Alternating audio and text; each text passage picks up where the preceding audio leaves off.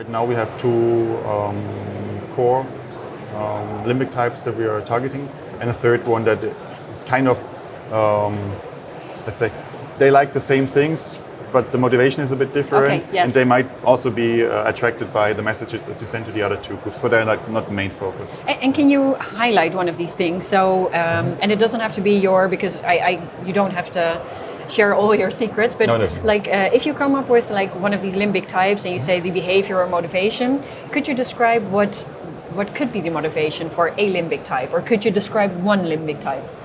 I think to really understand it, we have to start a bit more like on the upper level. Yes, we go into the upper level. There's like 3 dimensions of factors that motivate people subconsciously. Let's keep that in mind. Yes. We're talking about subconscious decisions.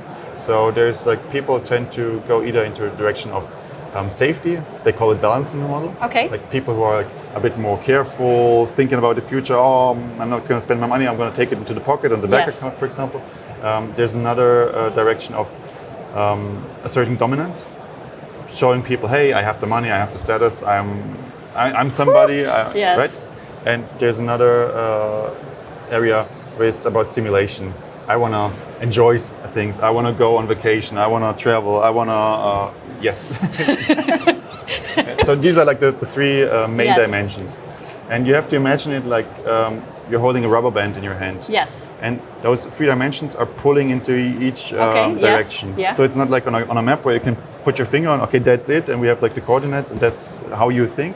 It's always a matter of those 3 main... How they collaborate or work, exactly. Or interoperate. So maybe in your case, it's like pulling a bit more into this direction. In my case, it's a bit more into this direction.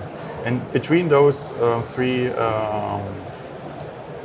main motives, there are like 7 types that you can identify. If you imagine like a circle, you have like 7 pieces of the cake. And usually it's the way that when they are on the opposite side of the cake, they are like totally the opposite. Okay. For example, we have a limbic type called the adventurer. Okay. And as the name already suggests, it's people that are into climbing, skydiving, snowboarding, diving, yes. whatever. It has to be exciting. Yes. It has to be fast, it has to be exciting, and it has to be new, right? Yes. And on the opposite of the scale is the traditional type, and they are like exactly the opposite. They're like, okay. Reading books. Yes, insurances. Yes, insurances. Yes, these kind of things. Yes.